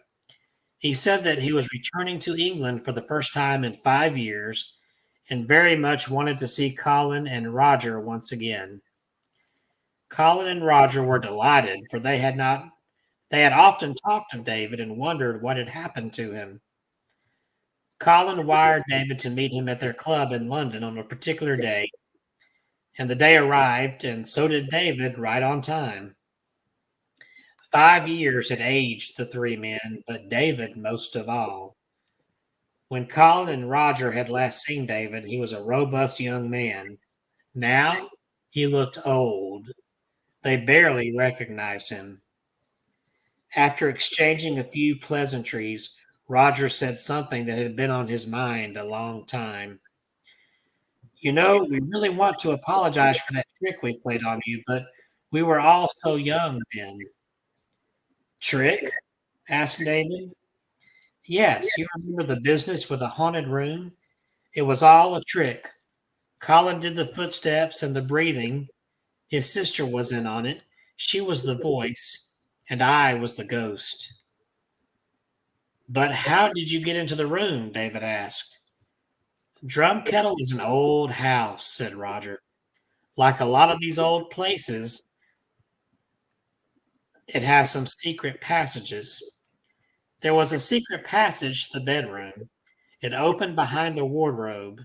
I sneaked in while you were looking at the door. I shot the ghost 3 times. How did you manage that? Simple. Those were blanks. We exchanged your bullets for blanks during the evening when you weren't looking.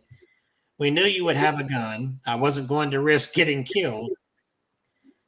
David sighed and settled back for a moment. Then, without warning, he sprang forward. A knife was in his hand. He severed Roger's throat with a single slash, and he would have killed Colin as well if the other men in the room had not grabbed him. It was no easy task. He seemed as strong as 10 men and was raving like a maniac. Later that night, a shattered Colin Mackenzie returned to his rooms. He found another letter from America waiting for him. It was from David's father. The letter warned Colin that David was coming to visit. He has been ill, said the letter, very ill for many years. He is only recently out of the institution. I did not want him to go to England, but he insisted, and I could not stop him. I know he has often expressed the desire to see you and Roger Frost once again. I beg you, and the word beg was underlined, I beg you not to mention the matter of the ghost. It is the one subject that my poor sick boy cannot abide. Colin slowly let the letter fall from his hands. The end. Ooh. Ooh. Ooh, that one didn't even really have a real ghost in it, but still. Man. Ooh. What else have we got here? Let's see. It's 8:39. We got just over 20 minutes. I don't know where Kelsey went. He looked like Dr. Evil tonight. He's down there munching. He's eating on something down there. Let's see here.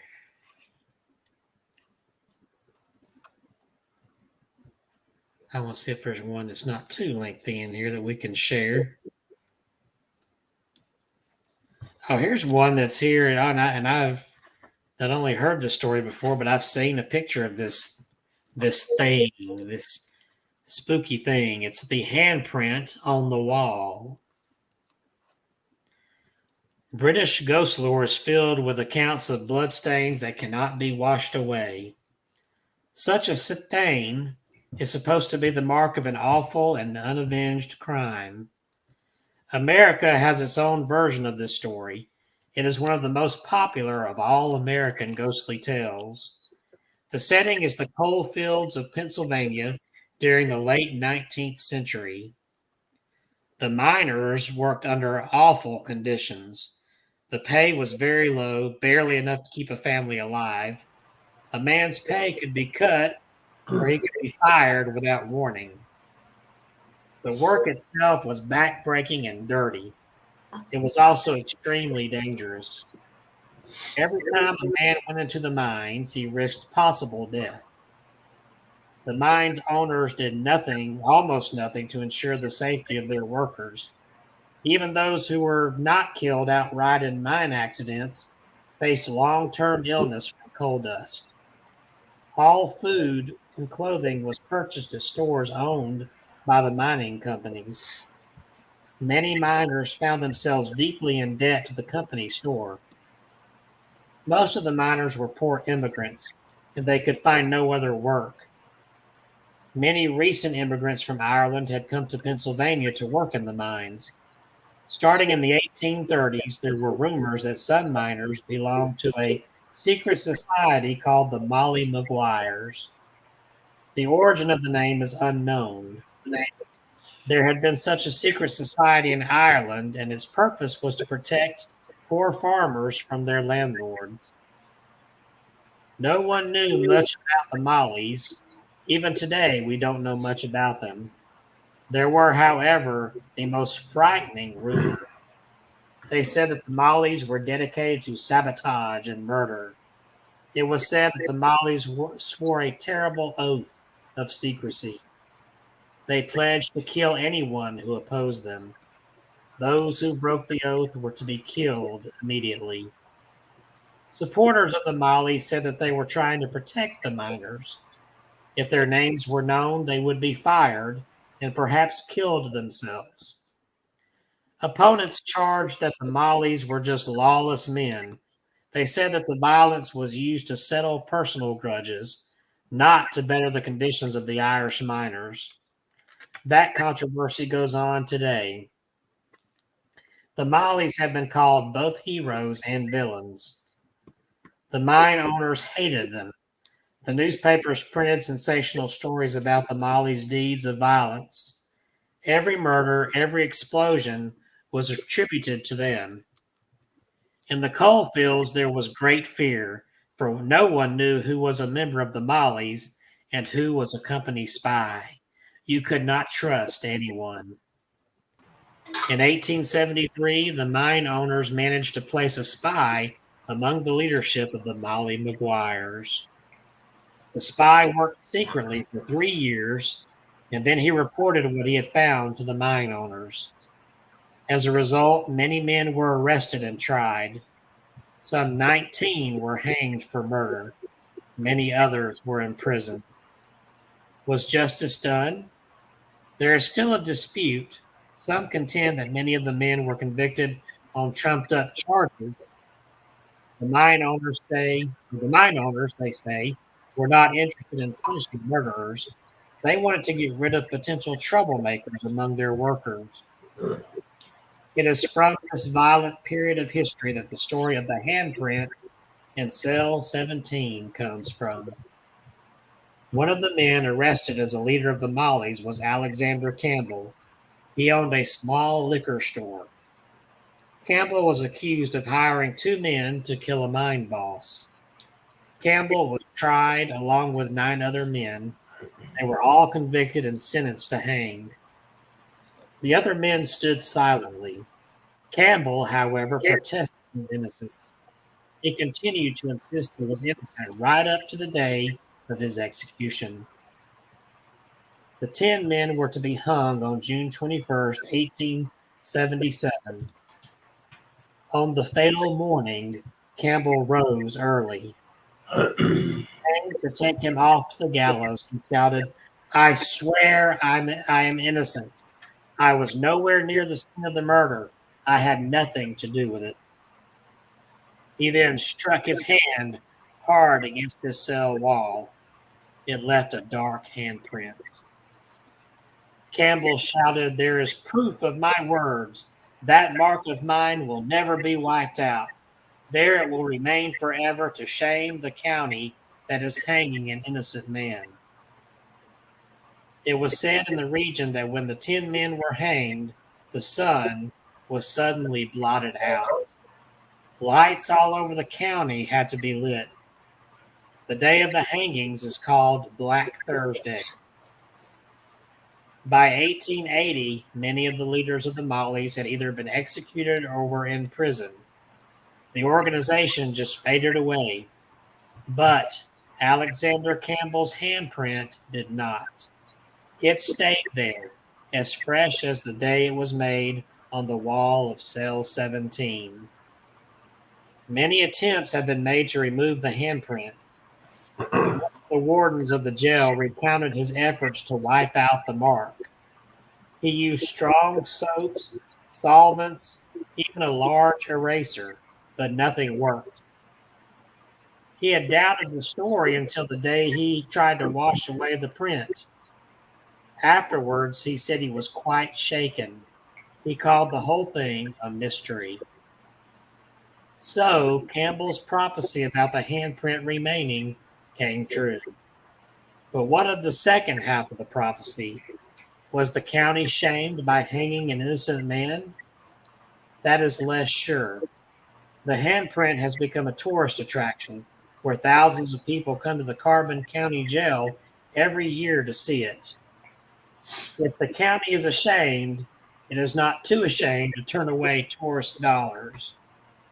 Yeah, that sounds a lot like our face on the courthouse window here. But there's a So I want to share a very scary thing here. Oh, okay. Right before Halloween, we got a few minutes. This won't take but a minute, but let's rock with it right here. Yeah, you wish you lived with all that. Oh You wish. I wish. Oh, okay. So crazy girls that you need to do a report. I ain't working. There you go. This ain't that kind of show.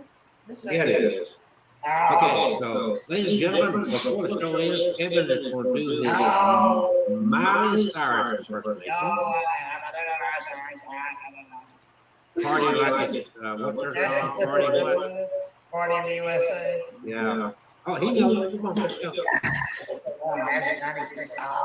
Just Kevin, come on. Wait, stand up. Stand up. I'm singing Miley Cyrus. And he really want me to do a lot of that. Absolutely. You got some strange interest in it. Has he ever claimed to be normal? I would think my flute playing would be better than But I big bet old rock. twerking while you play the flute, that's kind of wrong. Oh, gosh. I'm too big to do. I'm too fat to do twerking. Oh, no. You'll bust it, baby. I bust my pants, yeah. What's that other song that's the about Big Buzz? I like Big it. butt can't deny. Your mother can't deny. What That's a about crazy you? girl. Why do you want me to lick my leg? Ah. Why do you want me to lick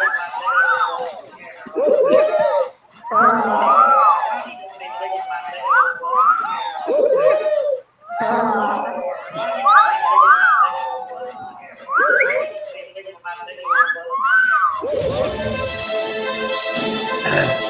That is so Okay. unnecessary. That was scary. Well, I Now people are going to have nightmares. I found a picture of that ghostly handprint in the jail cell of Pennsylvania, so I'll show that right quick. Allegheny? Is that Allegheny? No, that's the what they call it, the Carson County Jail, I think. Oh, okay. Have you been there? No, that's way up in Pennsylvania. I haven't been there You yet. never been? Yeah, come on. You travel out. Can you go to Pennsylvania? It's, Are you restricted? As a what? Are you under some kind of restrictions? You can't go to Pennsylvania? No, but that's going to take flying up there. It's Carbon You County can Jail, drive. Pennsylvania. That's a mighty small handprint. That's not a small handprint. Oh, That's a. It just looks like that in the picture. That's a big. It's a big handprint. She looks like a baby's handprint. Oh, it does not. Look at you. That ghost's gonna come haunt Okay, you tonight. should we watch him twerk again? No, we don't want to watch me twerk again. I noticed that Catherine left Need the to minute you started twerking. Yeah, she took off. Don't There. you sit down twerking. She gets too excited to see your ass swinging like that. I should have took off too. I've just had my third glass of tea. Oh, we went to Memphis the other day, and we had a great time. We went to the Pyramid, that's now a Big Bass Pro Shop. And before we even entered the Pyramid there was this 90-year-old woman, and she was a hoot. I mean, that woman had no shame in her game. So she's there cutting up, and the family, the daughter says she embarrasses me everywhere we go. And then they're talking and cutting up and whatnot. Catherine, pull a picture up there and show us the picture. So anyway, while they're talking, she pulls me aside. She said, I mooned them. She said, they saw my white ass. And we got a picture there she can share. I'm learning how to use this one. But so you're not the only one. You're young and you twerk, and this old lady was like, It's not this picture up here, was it? That one right that's there? it. That's it right there. That little lady hugging Catherine there. She had us cracked up. And when they were talking, that's not her daughter. I don't know, is that her sister or girlfriend or something? That's her daughter's mother-in-law. And while they were chatting, that little old lady walked up to me and she said, I mooned him.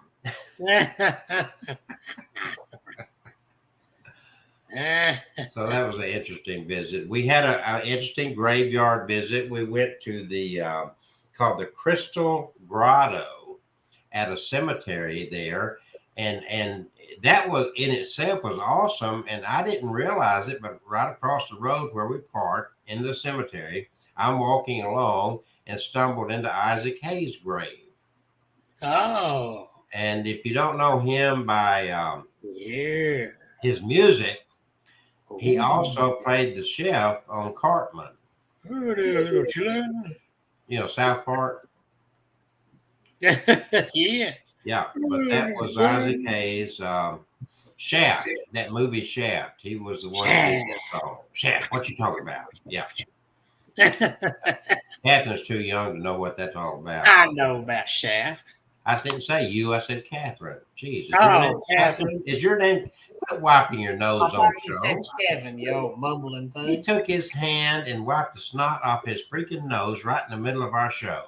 I did not. I just You did. Do you think I can't rewind this? It's not going to stop but a hand go up here and go across. Yeah, there you go. Look at that.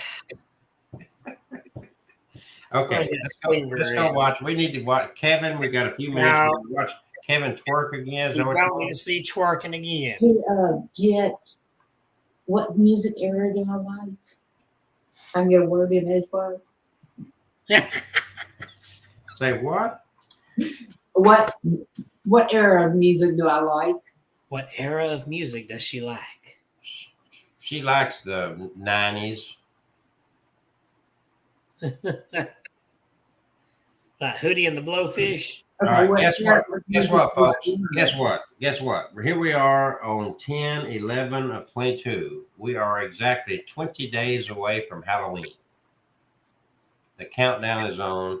They did some cat ball crap and talked to these dogs, spirits, and Kevin twerked on video and told some stories. And of course, you know, Catherine laid back and sucked on her vaping thing and all this stuff. And I kind of ignored the show tonight because he did. We did all the work.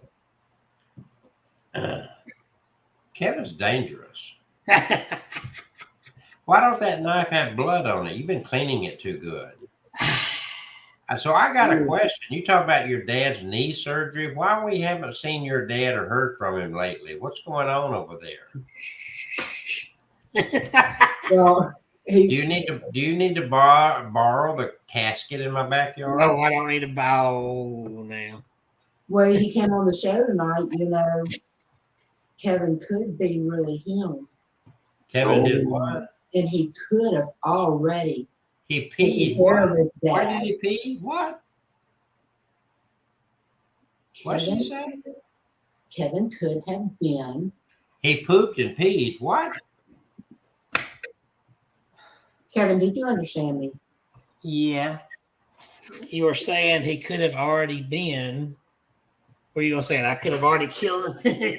You could have already killed him. Yes. Yeah. You go trick or treating with your brother. So wacky Halloween. How old are you? Oh, Wacky Halloween's still with us. Catherine, is that your knee poked up in the air there? Right here. Yes. Pull it down. There you go. Look like a stick up in the air. I'm trying to get back in and stay in the camera. Well, you got the camera on your drink bottle. And what happened with the 16-year-old? What happened with your board you created for you? Did you use a pendulum at all tonight? Yeah. Hello? No. You did all that work and now she disappeared. So Wacky's Halloween's going trick-or-treating with her brother. I assume a girl. I guess everybody's going trick-or-treating on Saturday night. Is that what we're hearing, Kevin? Oh, I hadn't even heard. I Well, Halloween falls on Monday. I looked it up, and it looked like people are planning for Saturday night. I hadn't heard. So when are you going trick-or-treating, Kevin? I'm too old to trick or treating. We don't. No. We don't have any trick-or-treaters. I know you like candy. Oh, Wacky says I'm a boy. Oh, really? Wacky's a boy? I thought Wacky was a girl. I'm sorry. I do apologize. Okay, that's somebody else that was a lady. This Tree right from here. England. Tree is a lady. That's the lady. Got confused there, Wacky. No, Wacky, I thought that was a he. Yeah. And that was from London, England. We get visitors from all over the globe here. Yes. Well, it's about quitting time. You got any last words to say before your sacrifice tonight? Any last words? Uh, I just say, go ahead and say happy Halloween, happy Halloween, Halloween. Next time we see you, we'll be down to just about a week or so from Halloween. Yes. Go ahead and slice through there. See some blood. Hey, no blood. I must already be dead. Okay. So is that a styrofoam head that thing is on, or is that just your hand in there? I got it. I got my hand in there. I do have a styrofoam head that it sits for display purposes. How do you mount that? It is. There's a styrofoam head in there. I've got 5 or 6 Michael Myers masks, and they have styrofoam heads. Okay. Did you get have you been to Home Depot or Lowe's lately? We did go to Home Depot, but I behaved and did not buy anything. I'm trying to hold on. Lowe's has got Michael Myers lamps, the string lights. Have you seen those? Yes, I've seen those. I'm surprised you haven't got those. See, I'm holding on to my money. So, is that your favorite? Yeah, this one, I like it because this is not a mask you can buy in the store. This was specially made by a gentleman that makes these. He's an artiste with masks. What he did was take the actual William Shatner mask, because the original Michael Myers mask was made from a William Shatner mask. He took one of the William Shatner masks and he did the whole thing, painted it, teased up the hair, cut the eyes open a little bit. So it looks a lot like the movie version of Michael Myers. The ones that sell from Trick or Treat Studios are good, but they don't quite have the look enough. Like this one, ooh. I bet that was expensive then. Yeah, he charges $200. I got this. Well, it was last year. So you went to Memphis earlier this year, Yes. and you were in a motel room and ended up losing some valuable autographed photos. Yeah, it was just a couple of them, but still. But now I've got the most important one that I lost. I have the replacement now. Is that the one with the leg spread? No, that was the one with Joe Bob Briggs and Darcy the Mail Girl. So you got that replaced. Yes. Oh, do you have it in front of you? No, it's in there. I already got it framed in there. Oh, okay. But So Wacky Halloween's is going as Undead Creepy Clown for Halloween. I thought we had a copy of that picture out here, but I guess we don't. So, Wacky Halloween, did you enjoy the story that Kevin and I told tonight with his Halloween mask and him doing the knife and me going on early because I was scared? You got muffled, but I think She's you breaking were up. asking. Here's that picture, by the way. And they signed it exactly like that. No difference at all. It looks almost exactly the same. So I now have. Yeah, see, Kevin really wished that was his head in that picture down there. She is very, very hot. Okay, Wacky Halloween. I hope you have a good happy Halloween with that wonderful clown. You can take that big bopping machine you got in your hand there in that picture, and you can bop Kevin right on his head. Why not bop you? Bebop. Thank you all for joining, and that's Yes. Kevin. What do you got to say? I was just gonna say, yes, it's already 9:02. I didn't realize the time. All right, when you're having fun, it just flies. Yes, it just flies. Well, somebody else is in control. Oh, okay. So I guess we'll go ahead and say goodnight and peace. I'm not used to having control here. So You're a control freak.